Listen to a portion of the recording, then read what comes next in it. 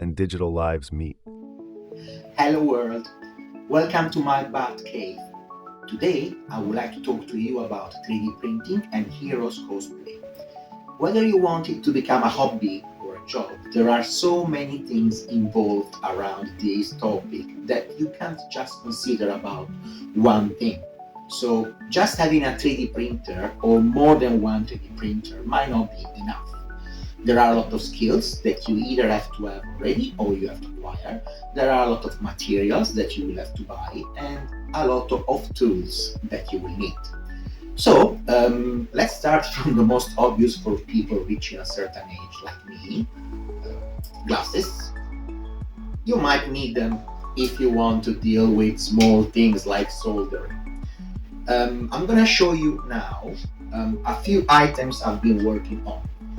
Just to give you an idea of what you can do with a 3D printer and what you have to learn after printing something on a 3D printer. The first subject, for example, I'm just going to talk about my project on the Batman Arkham Origins costumes.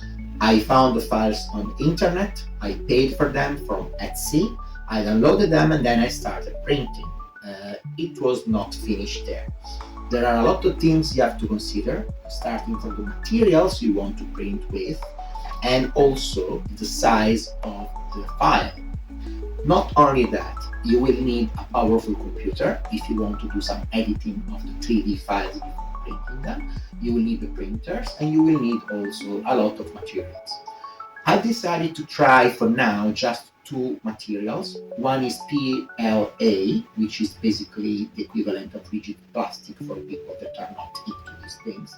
The other one is TPU, which is basically very similar to silicone or rubber. It's some kind of plastic, but is not as rigid as PLA. I'm working on my Batman Arkham Origins costume, and I've tried both PLA and TPU. There are different reasons for this, and also, as you can see, I will show you why. The first prototype I'm talking about is this helmet. This one was made in TPU. It's very beautiful to look at also when you look at the project, but after you printed it, I must admit that there are a lot of issues. I managed to put blinking lights inside and I made some reinforcements because the file is not telling you that once you're going to wear this, it will be very, very difficult to keep it on. So you might see from far that I put the lighting eyes here. There is some wiring because these things need a battery and a switch. And I also made it in a way that this model, which is made of 3 parts, can kind of open and close according to the need, which is similar to what is supposed to do on the project, but I don't think you can really wear it in real life, especially if you need to wear this for, let's say, an event which is lasting 3, 4, 5, 6 hours or even 12. The material is good, even though I still need to learn how to paint it, because it cannot be sanded as normal PLA and you cannot just paint it normally as you paint PLA because the material is different, is a bit stretchy, so the paint might crack and it might come off at any time. But at the same time, this flexibility allows it to be very, very comfortable to wear in comparison to PLA. So what I'm gonna do probably, after I will be learning how to treat this material and paint on it with good results, I might choose to stick to TPU for the helmet because that gives a lot of comfort, while I might choose to print other parts like the armor in PLA. This helmet has been reinforced with some straps inside just to be able to wear it, and I put, as I said, the blinking eyes. You can see a little hole here. I installed a micro camera, which then I've moved on to the other prototype in PLA because I'm planning on wearing the PLA model for now if I will ever be able to finish the costume and go to a cosplay event. Let me show you how the eyes are supposed to look when they're put in place and there is the battery and the switch. So I believe it's very cool. This specific prototype has a normal switch on and off switch and a coin battery inside. Is not very comfortable to wear on head. There is another prototype which I have left elsewhere that was having a little hole here in the back, and I put the switch here, so I could just easily do on and off by doing this movement.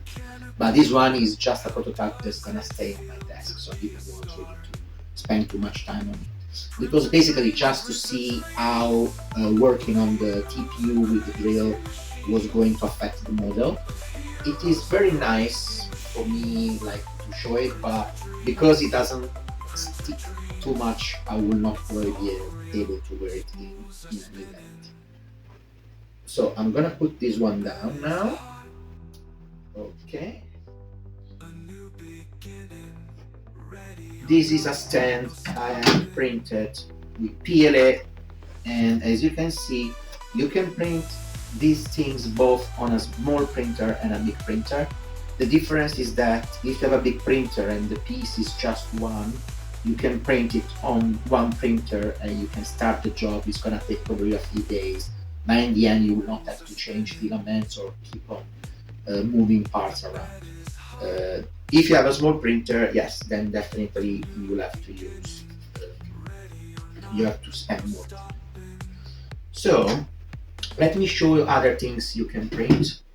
This one has been printed on a big format printer, 50 centimeters volume. It's very nice. I've been resizing it to fit my body. I still have to connect a few parts and work on it. Everything you see here has not been sanded yet and is not being painted yet as well. This one, big printer. This one, big printer. This one, small printer. This one is the same model in PLA, so it's the jaw of the helmet. This one is another prototype I've been working on. It's made of PLA. As you can see, it's still raw, and depending on the speed and the settings of your slicing software, the materials and a lot of other factors, it might come less, or let's say it might come worse or better. This one is basically what I've been working in the past few days. As you can see, there are magnets here, but it doesn't really stick properly. So I've been using small bolts and nuts and washers inside. So this part doesn't really move. I'm still having to work on the jaw part because I use bigger magnets, but despite them being very, very strong, it doesn't stick properly when I wear it. Especially because there are other things that I'm putting inside, like a Bluetooth headset. So I will have to find a solution, but I'm still learning how to work on 3D files on software like Mesh Mixer, maybe Blender. So this is the way it's supposed to look. This model has a difference. Well, as you can see, first there is a little glue because I made a hole. I changed the system for the LED eyes. This one is having a switch. This one is having a remote. The first model I bought was having an infrared remote, which sadly didn't work through the PLA because the infrared is basically a light beam. So I made a hole and I put the infrared sensor sticking out of the helmet, and it was working fine. But the problems with the infrared are that the range is very limited, so it was very awkward for me to use the remote this way just to try to switch it on. So I bought a wireless controller and I made all the solderings and I fitted in it. Then I didn't need the hole anymore. The lower hole here instead is the micro camera. So basically when I'm going around and I'm moving my head, I can also record what I'm looking at. I will show maybe later on all the wiring here. This is just to give you an idea. This one is the remote. I'm going to remove the jaw because it will be falling off at some point. Um, I made some work on the eyes, but unfortunately it didn't come up very well. And I'm gonna show you what happened. This model is having a remote. It's very nice, it works really well. But the fact that I have colored in black the LED eyes in order to reduce the visible area, it has affected the way the light comes out. So at the moment I'm recording this, I cannot switch the eyes on. But I'll show you later on after probably I will have replaced the eyes.